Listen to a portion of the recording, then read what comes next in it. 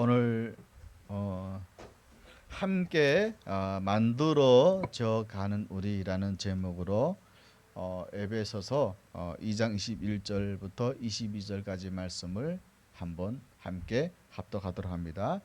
그럼 성경 펼치시면 신약 에베소서 2장 21절부터 22절입니다. 함께 만들어져 가는 우리. 자, 다 펼치셨으면 함께 합독합니다. 시작. 그의 안에서 건물마다 서로 연결하여 주 안에서 성전이 되어가고 너희도 성령 안에서 하나님이 거하실 처소가 되기 위하여 그리스도 예수 안에서 함께 지어져 가느니라. 아멘. 미국의 어느 부분은요, 커피에다가 설탕을 넣어야 되느냐 말아야 되느냐라는 문제를 가지고요, 별거를 시작한 다음에 바로 근처에 살면서도 무려 40년 넘게도 말을 안 하고 살고 있다고 합니다. 실제로 이게 뉴스에 나왔던 얘기죠. 참 정말로 믿음의 사람들이 아닌가 생각합니다. 어떻게 상대편이 절대로 변하지 않을 거라고 하는 그런 굳건한 믿음으로 40년을 버틸 수 있었는지 참 대단한 분들이에요. 그런데 이렇게 사람들 간의 갈등이 생기게 되는 근본적 원인은요, 결국 인간에게 내재되어 있는 악한 본성 때문이라고 하는 겁니다. 여러분, 타락한 인간들의 가장 두드러진 특징이 뭐냐면, 타락한 인생들의 가장 대표적인 특징은 자기 중심적이 된다는 거예요. 그리고 이런 본성 때문에 사람들은 자신과 다른 사람들을 쉽게 판단하고 정죄를 한다는 겁니다. 나름대로는 합리적으로 판단하는 것이다 라고 말하지만 그것은 결국은 자기 중심적인 판단일 때가 많고, 자신도 모르는 사이에 스스로만 옳다고 생각하는 영적 교만 가운데서 비롯된 것임을 알지 못하는 것입니다. 결국 어느 순간 불편한 관계 속에서 함께 성장해 가기를 선택하기보다는 당장의 선택 안 해도 좋으니까 나만의 편한 삶을 선택하게 되는 거예요. 그런데 이렇게 자기 중심적인 성향으로 사람들의 관계가 깨져가는 것은 결국은 하나님과의 관계의 문제라는 것을 사람들이 잘 모른다는 겁니다.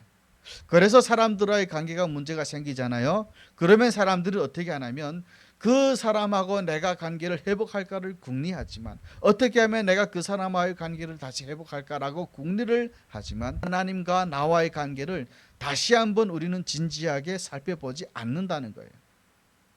여러분, 관계 문제는 인간 모두에 내재되어 있는 자기 중심적인 본성 문제이기 때문에 그것은 하나님과의 관계가 온전하게 회복되어짐으로 해서 자기 중심적인 본성이 극복되어질 때 궁극적으로 해결되는 것입니다.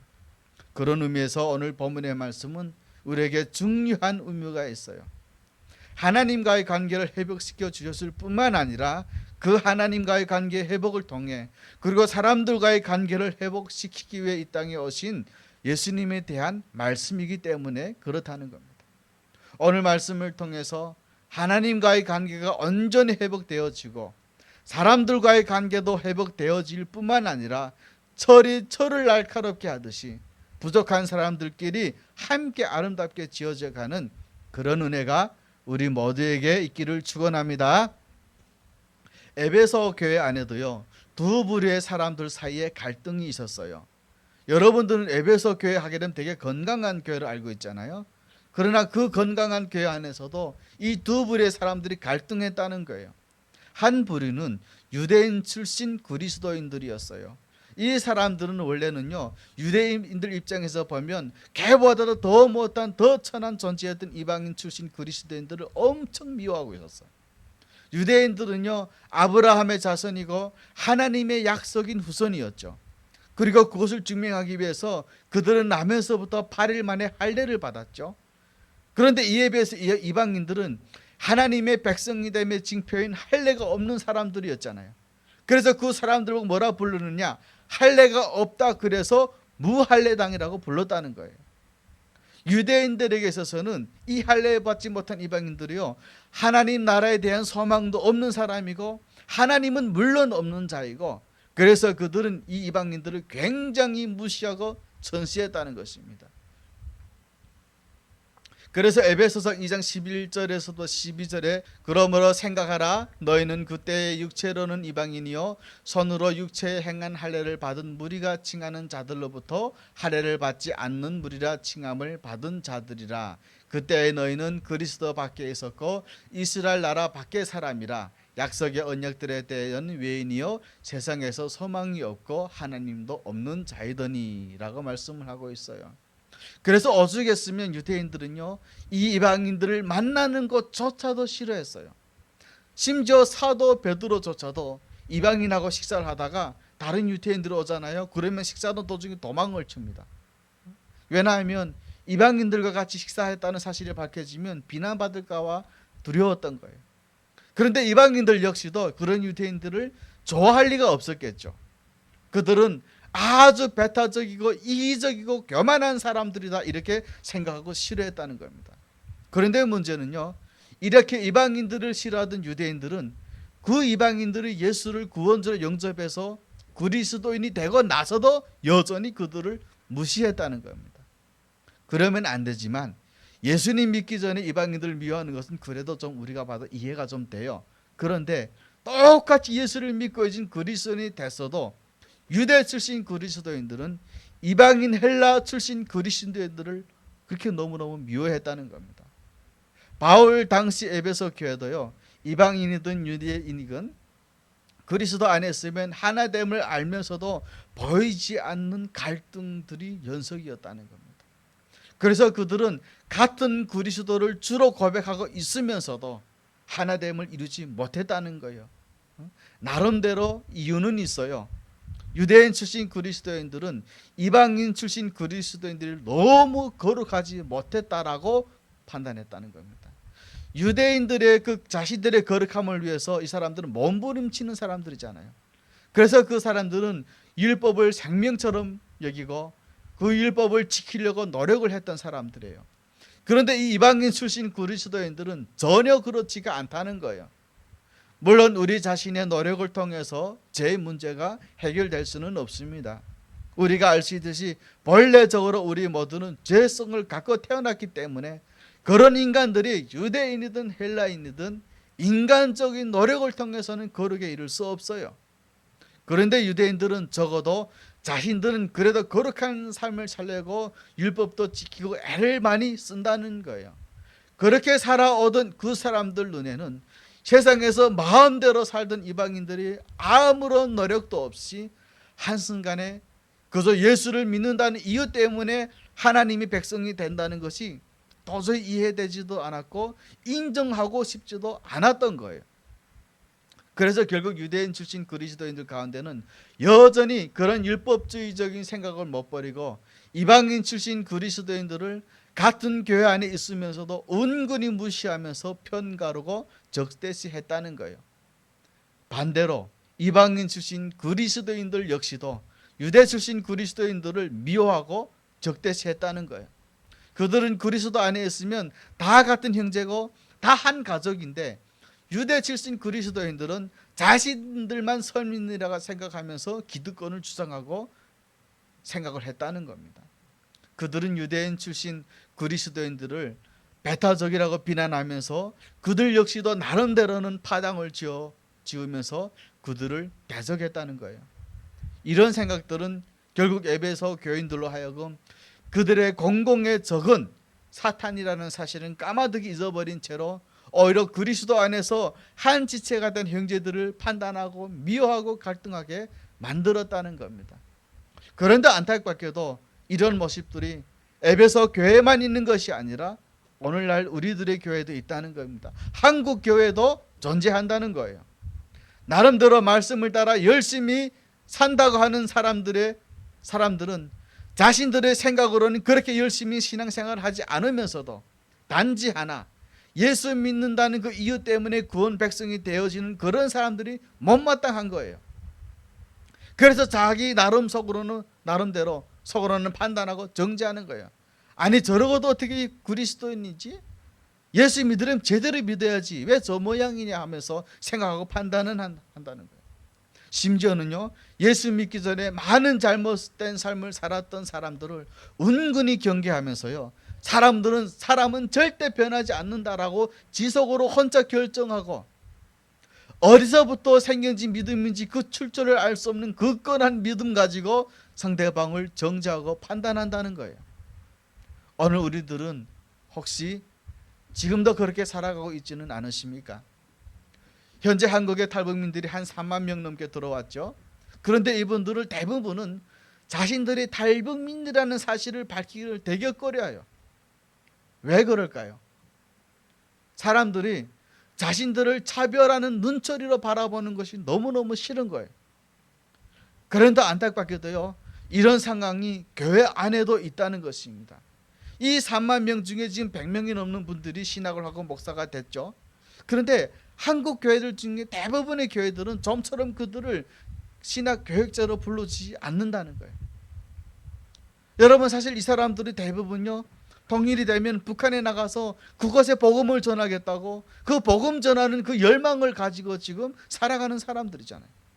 그러므로 한국 교회는 그런 분들을 좀 더 잘 대해줘야 되고, 더 귀하게 여기서 그들이 한국 교회의 모판이 되고 목회를 잘 배워서 장차 통일이 되면 북한 땅에 건강한 교회를 세울 수 있도록 기회를 줘야 되잖아요.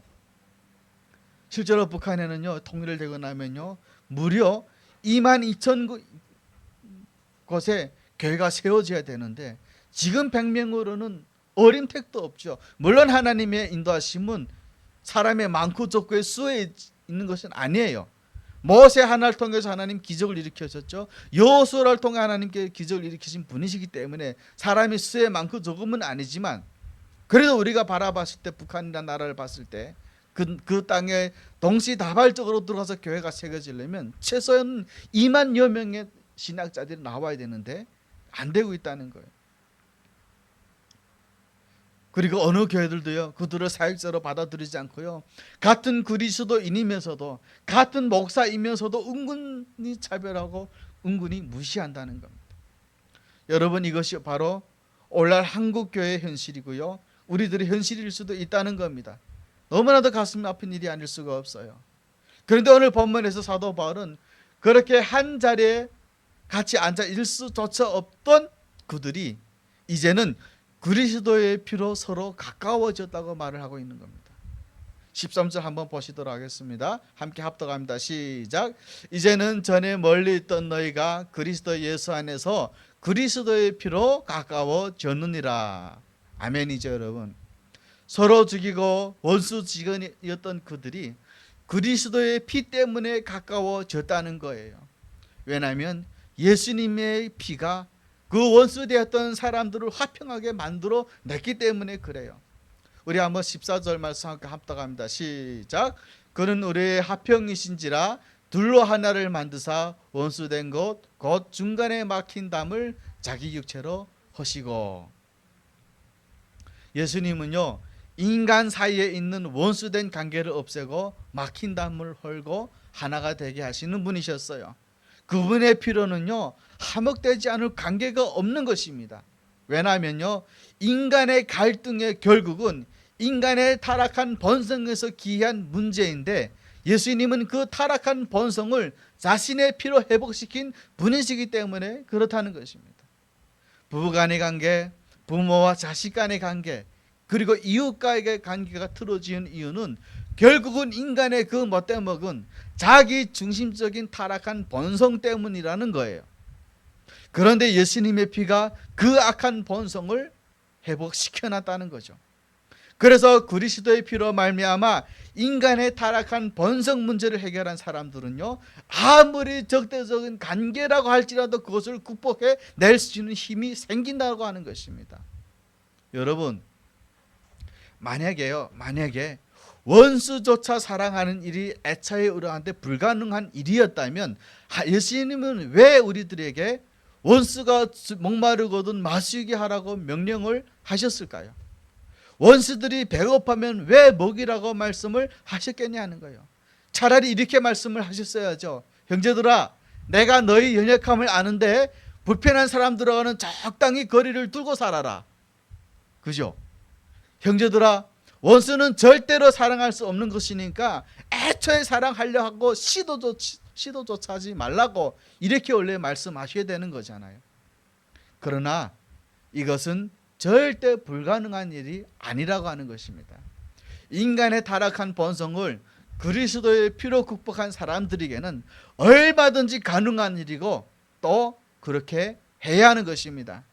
그것이 예수님께서 스스로 희생의 제물이 되셨고 십자가의 제물이 되셔서 우리 모두를 회복시켜 주신 이유이기 때문에 그래요. 사실 이방인과 유대인이 하나가 되는 것은요, 인간들이 하나님과 화목하게 되지 않으면 이루어질 수 없는 일이죠. 왜냐하면 앞서 말한 것처럼 자기 중심적인 인간의 타락한 본성이 해결되지 않고서는 절대로 가까워질 수가 없습니다. 그런데 예수님께서는 그 십자가의 죽으심을 통해 그 인간의 타락한 본성을 회복시켜 주셨다는 것입니다. 여러분, 예수님이 십자가가 그것을 잘 설명해 주고 있잖아요. 예수님이 십자가는 세로 나무하고 가로 나무로 되어 있죠. 그 예수님의 십자가가 가로 나무는요, 사람들과의 수평적인 관계 회복을 의미해요. 그리고 예수님 십자가의 세로 나무는요, 하나님과 인간의 수직적인 관계 회복을 의미하는 것입니다. 그런데 잘 보세요. 만약에 십자가에 세로 나무가 없으면 결코 십자가의 가로 나무는 세워 놓을 수가 없는 것입니다. 이것은 무엇을 의미하냐면 인간들의 수평적인 관계에 있어서의 화평의 문제는 하나님과 인간의 수직적인 관계 회복이 있지 않으면 안 된다고 하는 것이에요.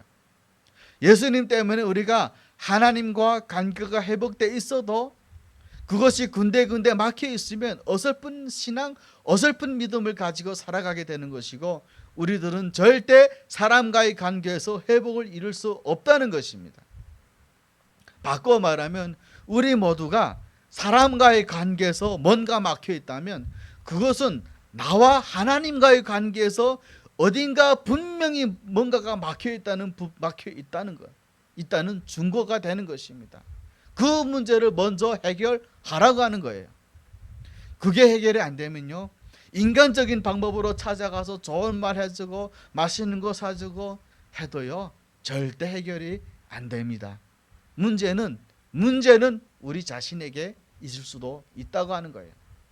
예수님은 이 하나님과의 단절된 관계를 회복시키기 위해서 십자가에서 죽음을 당하셨잖아요. 히브리서 9장 22절 말씀 우리 함께 합독합니다. 시작. 율법을 따라 거의 모든 물건이 피로서 정결하게 되나니 피 흘림이 없은즉 사함이 없느니라. 아멘. 예수님께서는요 자신이 친히 제물이 되셔서 한 번의 제사로 모든 죄의 문제가 해결되어져서 하나님과 우리 관계가 완전히 회복되게 하셨다는 겁니다. 이런 것이 가능하게 된 것은요 예수님의 피는 인간의 피가 아니라 죄가 없으신 하나님의 아들의 피였기 때문에 그렇습니다. 그래서 그분의 피는 단 한 번의 제사로 드림으로 인해서 영원토록 이 죄 문제를 해결하셨다는 거예요. 그런데 하나님과 인간을 화목하게 만들어 내셨어요. 그 증거가 무엇입니까? 그분이 십자가에 죽으셨을 때 성소의 휘장이 찢어졌던 것을 통해서 우리는 알 수가 있는 거죠. 아시다시피 여러분, 성소의 휘장은요 하나님이 거하시는 지성소하고 사람들이 다닐 수 있는 성소를 구분해 놓은 것이었어요. 다시 말하면 죄가 있는 인간이 하나님 앞에 가면 바로 죽음이어서 그 죽음을 당하지 않도록 휘장으로 막아놨던 거예요. 그런데 예수님께서 십자가에서 죽으셨을 때 나타난 가장 첫 번째 현상이 뭐였습니까? 바로 그 지성소와 성소를 막아놓았던 그 성소의 휘장이 한 번에 쫙 찢어졌다는 거예요. 그래서 이제는 누구든지 예수 그리스도의 이름에 의지하면 하나님 앞에 담대히 나아갈 수 있게 되었다는 것입니다. 오늘 본문 14절 15절도 그것을 설명을 해주잖아요. 함께 우리 합독합니다. 시작. 그는 우리의 화평이신지라 돌로 하나를 만드사 원수된 것 곧 중간에 막힌 담을 자기 육체로 하시고 법조문으로 된 계명의 율법을 폐하셨으니 이는 이 둘로 자기 안에서 한 세 사람을 지어 화평하게 하셨다라고 말씀을 하고 있습니다. 따라서 이제 예수님의 보혈의 공로에 의지해서 하나님 앞에 나아가면 하나님은요 아무런 조건 없이 우리를 다 받아 주십니다. 지난날에 어떤 악한 삶을 살았을지라도 지금 현재 우리 모두가 어떤 연약한 상태에 있을지라도 그런 우리를 마다하지 않으시고 여전히 동일한 사랑으로 우리를 받아주신다는 겁니다. 그래서 히브리서 4장 16절에도 그렇게 말씀하고 있습니다. 우리 함께 합독합니다. 시작. 그러므로 우리는 긍휼하심을 받고 때를 따라 돕는 은혜를 얻기 위하여 은혜의 보좌 앞에 담대히 나아갈 것이라고 말씀하고 있는 것입니다. 어떤 상황에서도 먼저 십자가 앞에 나아가서 긍휼을 구해야 되는 이유인 것입니다. 그리고 어떤 연약한 지체를 보아도 그들을 판단하고 정죄할 것이 아니라 그들 역시 함께 아름다운 성전으로 지어갈 수 있는 자라는 사실을 기억하고 오히려 그들을 위해서 우리는 중보해야 되는 것이에요. 여러분, 우리가 은혜의 보좌 앞에 담대히 나아가서 정말 구해야 될 것은 무엇입니까? 내가 사랑할 수 없고 용납할 수 없는 사람조차도 나에게 용납할 수 있게 해달라고, 사랑할 수 있게 해달라고 구하셔야 된다는 거예요. 그러면 때를 따라 돕는 은혜를 베푸셔서 우리들에게 그런 마음을 갖도록 주님께서 은혜를 더하여 주신다는 것입니다. 여러분, 우리의 적은요 내 앞에 보이는 부족해 보이는 지체가 아닙니다. 지금도 그들 안에서 역사하는 사탄이지 그 사람들이 아니라는 거예요. 이것을 우리 모두가 분명히 한다면 우리는 결단코 사람을 미워할 수 없고요, 오히려 죄에 빠져서 나를 힘들게 하는 그 사람을 불쌍히 여기셔야 되고, 그리고 그가 그 죄에서 돌이킬 수만 있다면 우리는 7번씩 70번이라도 용서해 줄 수 있는 그런 믿음의 사람들이 되어야 되는 줄로 믿으시길 바랍니다. 그것이 바로 예수님께서 우리들을 하나님과 화목하게 하신 이유이기 때문에 그래요. 그런데 이런 일이 일어나기 위해서는 우리는 서로 연결되어짐으로 함께 아름다운 성전으로 지어져 가야 된다는 것입니다. 사실 구약시대 하나님이 거하시는 곳은 성전이었죠. 그런데 오늘날은 우리들의 몸 자체가 하나님이 거하시는 성전이에요. 그래서 고린도전서 3장 16절에도 이런 말씀하고 있습니다. 함께 합독합니다. 시작. 너희가 하나님의 성전인 것과 하나님의 성령이 너희 안에 계신 것을 알지 못하느냐. 여러분, 이 말씀은 암송 구절이에요. 꼭 한번 암송하고 기억하세요. 우리들 안에 하나님의 성령이 다 계셔요. 여러분들이 다 성전인 겁니다. 이 예배당은요 그냥 예배드리는 곳이에요. 교제하는 곳이에요.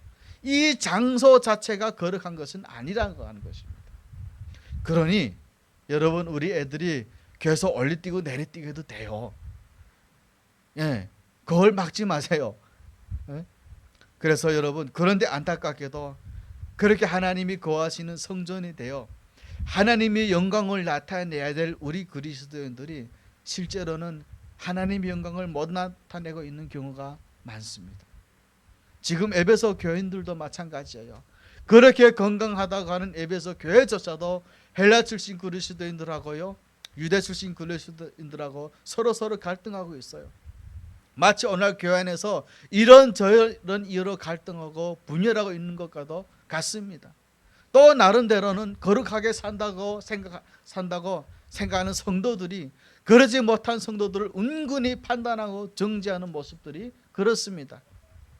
그런데 안타깝게 예수님이 다시 오셔서 우리 모두를 영광의 형체로 변케 하시기 전까지는 우리의 이 불완전한 모습은 앞으로도 계속 될 거라는 거예요.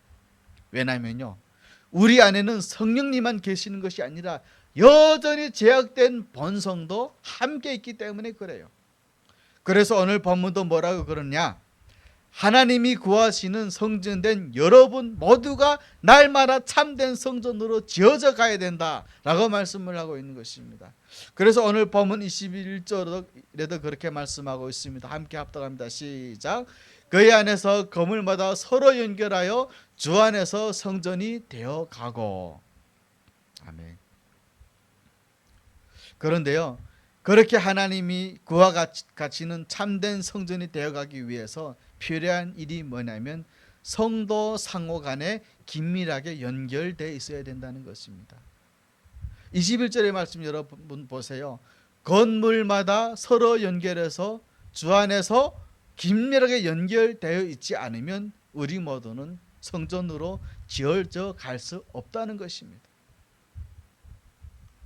신앙생활을 해도요, 예배나 착실히 드리면 되지 하면서 조용히 예배 드리러 왔다가 조용히 가고, 그래서 교회 안에는 전혀 협력하지 않고, 그러면 그런 분들은 결코 아무리 예배를 은혜롭게 드려도요, 그런 사람들은 결코 거룩한 참된 성전으로는 지어져 갈 수 없다는 거예요. 부족한 성도들끼리 서로 연결되어져서 마음의 고통도 아픔도 같이 겪고, 그러면서 그 연약한 지체를 품어주고 하고 아파하면서, 그러면서 성숙되어져 가는 것이지, 나 혼자 신앙생활을 하면서 잠깐 예배 드리고 가면서 교회 안에는 전혀 협력하지 않으면서 성도들과 전혀 연결되어 있지도 않고, 이렇게 어떻게 성전으로 지어져 가겠느냐 하는 겁니다. 그렇다면 우리는요, 어떻게 해야 서로 간에 연결되어서 아름다운 성전으로 지어져 갈 수 있을까요? 이것을 위해 우리 모두에게 진짜 필요한 덕목이 뭔지 아세요? 그것이 바로 예수 그리스도의 겸손이라고 하는 것입니다. 내가 왜 자꾸 성도들하고 긴밀하게 연결돼서 함께 성전으로 지어져 가는 일을 부담스러워하고 멀리 떨어져 있으려 하고, 그렇게 이제 분리되어 있으려고 한다면 그것은 대단히 죄송스러운 말씀입니다만 그것이 바로 우리들의 영적 교만일 수도 있다고 하는 것입니다. 그래서 우리가 서로 긴밀하게 연결되려면 가장 필요한 것이 겸손이라고 하는 것입니다. 창조자 하나님은 영광을 버리시고 이 땅에 피조물의 모습을 입고 오셨을 뿐만 아니라 적대자들의 멸시와 천대도 다 받으시면서도, 그러면서도 묵묵히 십자가에서 죽어주셨던 그 예수님의 겸손이 있지 않고서는 우리는 결코 서로 연결되어질 수도 없고, 서로 연결되어지지 않으면 우리는 결코 아름다운 성전으로 지어져 갈 수 없다는 것입니다. 또 가장 경계해야 될 모습이 바로 교만인 것입니다. 늘 말씀드리지만 여러분, 교만이라는 것은요, 그저 아내가 부자야, 나 이렇게 살아, 뭐 자기 자랑이나 하고 거들먹거리는 거, 이거 교만이 아니에요. 자기 자랑 하나도 안 해도요, 전혀 거들먹거리지 않고 맨날 고개를 연신 숙이고 있어도요, 속으로는 자기 스스로가 옳다 생각하는 마음으로 가득 차 있는 것이, 그게 바로 교만이라고 하는 것입니다. 이 교만은요, 첫사람 아담이 선악과를 따먹었잖아요. 그 독이 우리 가운데 여전히 남아있기 때문에 생기는 것입니다. 여러분, 선과 악을 최종적으로 판단하시는 분은 하나님이세요. 하나님이 선과 악을 판단해야 되는데, 우리는 우리의 신앙의 지식을 가지고 그 어둡지 않은 인간의 타락한 인성을 가지고 우리가 판단한다는 말이에요. 그것도 자기가 기준이 되어서 선과 악을 판단해요. 저건 맞고 저건 틀려. 그것이 바로 교만이라고 하는 것입니다. 선과 악을 최종적으로 판단하실 분은 하나님이시고, 하나님이 하실 일인데, 그걸 우리가 어떻게 우리 힘으로 하나님이 되고자 한다면 그거는 교만 중에 교만이 되는 것입니다. 이것은 당연히 인간관계를 파탄낼 수 없고요, 공동체를 오히려 건강하게 하는 것이 아니라 어렵게 만든다는 것입니다. 그래서 인간의 치명적인 죄악을 이야기했던 초대 교부들도, 또 13세기에 신학대전을 썼던 토마스 아퀴나스도 인간들의 가장 치명적인 죄 7가지를 얘기하면서 그중 가장 우뜸이 되는 죄를 살인죄라고 말하지 않았고요, 교만이라고 말을 했다는 것입니다. 안타깝게도 우리들에게 스스로 찾아오는 이 교만의 죄는요, 우리로 하여금 다른 지체들을 쉽게 판단하고 정죄하게 만들어요. 그런데 아십니까? 우리가 판단하고 정죄하는 그들에게도 동일하게 일하고 계시는 성령님이 계시다는 겁니다. 내 안에만 성령님이 계시는 게 아니고, 나만 사랑받는 사람이 아니라 우리가 판단하고 있는 그 지체 안에도 여전히 성령님은 계시고, 성령님은 그 지체를 사랑하고 계신다는 것입니다. 성령님은 그 안에서 열심히 참으시면서 인내하시며 기다리시며 일하고 있는데, 우리들이 한순간에 그 모든 것을 파괴시켜 버리는 거예요. 저 사람은 안 돼, 저 사람은 저렇게 하면 안 돼. 이런 식으로요. 사실 내 판단이요, 지금 옳은 것 같지만 나중에 봐보세요. 그것이 얼마나 큰 오해였다는 것을 알게 될 날도 와요. 그것이 틀린 판단이었다는 것을 깨닫는 날이 분명히 오는 것입니다. 그런데 우리는 항상 나의 기준을 가지고 판단하기를 즐겨해요. 그리고 무엇보다도 우리는 그런 판단을 할 자격이 사실은 없습니다, 여러분. 사실 알고 보면요, 나도 누군가에게 그렇게 판단받을 모습으로 살아가고 있으면서도 우리는 그걸 잘 모르기 때문에 그래요. 누가복음 6장 42절 말씀 우리 함께 합독합니다. 시작. 너는 내 눈 속에 있는 들보를 보지 못하면서 어찌하여 형제에게 말하기를 형제여 나로 내 눈 속에 있는 티를 빼게 하라 할 수 있느냐. 외식하는 자여 먼저 내 눈 속에 있는 들보를 빼라. 그 후에야 내가 밝히 보고 형제의 눈 속에 있는 티를 빼리라. 이렇게 말씀하고 있지 않습니까? 상담학자들에 의하면요, 목회 상담에 있어서 가장 많이 나타나고 또 가장 해결하기 힘든 케이스가 자신의 허물은 보지도 못하면서 남의 허물 때문에 자기가 힘들다고 말하는 케이스들이라고 합니다. 이런 케이스가 가장 웰스트한 케이스입니다. 결과를 얻는데 너무나도 많은 시간들이 걸려요. 남의 눈에는 너무나도 잘 보이는 허물들이 정작 자신의 눈에는 안 보인다는 거예요. 그래서 계속해서 남의 허물 때문에 내가 얼마나 아픈지만 얘기하지, 지금의 상황이 사실은 나의 허물 때문에 발생된 것이라는 것을 알지 못한다는 것입니다. 그래서 지금 당장 그런 것들 때문에 그런 것들을 볼 때 우리가 우리 자신이 얼마나 가장 중심적인, 자기 중심적인 교만한 삶을 살고 있는가를 알 수 있다는 겁니다. 그런데요, 이렇게 서로 연결되어져 성전으로 지어져 가는 일은 개인뿐만 아니라 교회 간에도 적용될 수 있습니다. 여러 교회들이 서로 긴밀하게 연결되어질 때 모든 교회들이 함께 성전으로 지어져 가는 것입니다.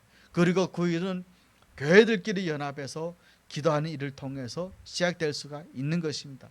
그런데 안타까운 것은요, 성도들이 서로 연결되어지고 연합되는 것이 힘든 것처럼 교회들 역시도 연합되는 것이 너무너무 힘들다고 하는 것입니다. 교회 간의 화합은 고사고요, 당장 우리 탈북민들 교회들 보면요, 서로 연합하기가 너무너무 힘들어요. 그리고 많은 교회들이 사이즈가 좀 커지잖아요. 그러면 분명히 또한 그 안에서 분란이 있고 다투고 싸우고 나가게 됩니다. 그러다 보니 나가는 사람도 문제고 내보내는 사람도 문제가 되는 거예요. 하나 되기가 참 그렇게도 힘듭니다.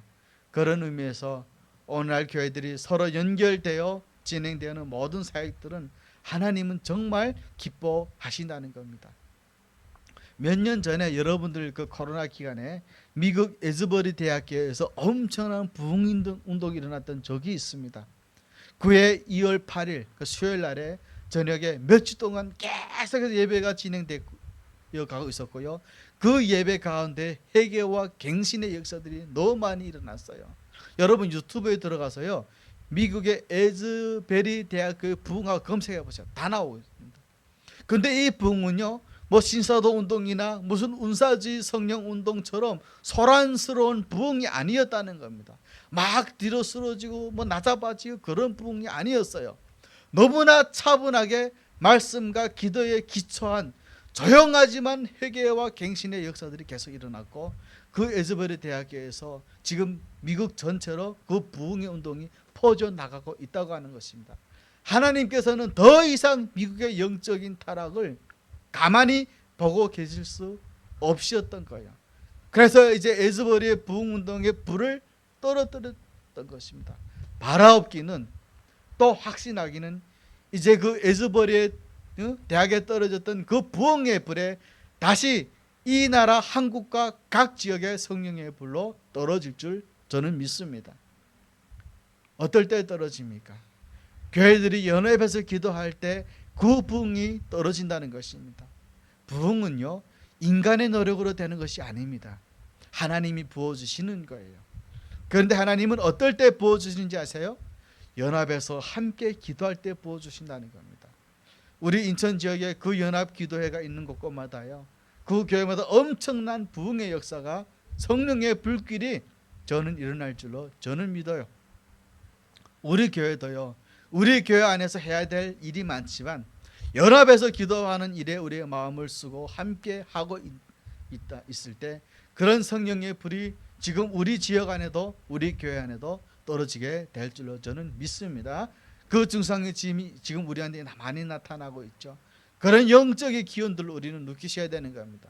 마치요, 저수지에서 안개가 모락모락 피어오르듯이 이제 우리들의 가운데도 그 영적인 기운들이 곳곳에서 모락모락 피어오르는 것을 여러분 우리들은 느끼시고 보셔야 됩니다. 그 이유가 뭔지 아세요? 연합하여 함께 기도하고 있는 일에 힘쓰고 있을 때 하나님께서 우리들에게 부어주시는 축복의 시간이 되는 것입니다. 마지막으로 교회들이 연합하여 기도할 뿐만 아니라 함께 세상을 섬기는 일 또한 필요하다는 것입니다. 규모가 있는 교회들은요, 작은 교회들을 섬기고요, 또 주변에 연약한 교회들을 섬기고요, 또 주변에 다민족 교회들을 섬기는 일이 필요하다는 것입니다.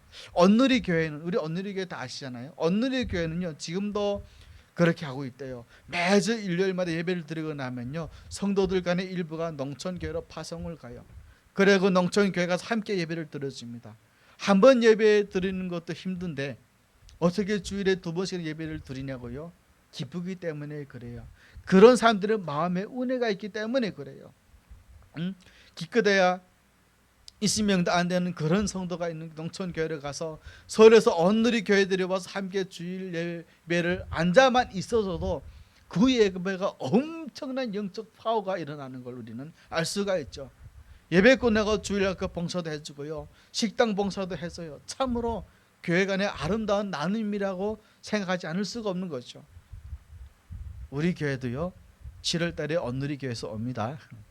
심지어 언누리 교회는 10년 정도 교회를 다녔다고 하면요, 이제는 좀 가서 좀 연약한 교회를 도우라고 한대요. 우리는 항상 좋은 교회 찾아다니기 바쁜데 참 그들은 이제는 연약한 교회로 교인들을 내어보내는 사역을 한다는 겁니다. 지난주인가 전전주인가 부산 수영로 교회는 대형 교회거든요. 그 교회에서는요, 담임 목사님이 교회 문을 완전히 닫아버렸어요. 그 목사님도 시골 교회를 갔어요. 부산 전역으로 갔다고 뉴스 떴는데, 야, 너무 실감하고 너무 멋있더라고요. 여러분, 우리 서창 군빛교회는 이제 시작입니다. 이제 3개월 조금 넘었어요. 그렇지만 우리 서창 군빛교회가 언젠가 부흥해지고 나면 저는 여러분들 각처 어려운 교회를 다 보낼 겁니다. 가서 연합을 이뤄서 주님의 나라의 승리를 함께 축복해 주는 그런 저와 여러분들 되면 좋겠습니다. 말씀을 맺겠습니다. 언젠간 우리도 이런 일들을 할 수 있어야 돼요. 우리 주변에 많은 탈북민들이 있잖아요. 그리고 수많은 외국인들이 있잖아요. 특히 몽골 사람들도 와 있잖아요. 이제 우리가 그들에게 가서 그들을 섬겨줘서 그 나라에 하나님의 나라가 세워질 수 있도록 우리는 노력을 해야 돼요. 함께 기도하며 축복을 해줘야 돼요. 하나님께서는 이런 일을 위해서 기도하고 헌신하는 자들에게는 힘을 주시고 그들을 보호해 주시고 축복하신다고 약속을 해 주셨어요. 반면에 자기 욕심을 채기 위해서 일하는 자들은 마지막 비참한 자리에 빠뜨려지고 말 것입니다. 오히려 하나님의 나라를 구하며 애쓰는 자들을 높여주시고 그에 필요한 모든 것을 공급하신다는 것을 기억할 수 있기를 소망합니다. 우리 모두 이 엄청난 부흥의 주역들이 되어지기를 저는 간절히 바랍니다. 기도하겠습니다.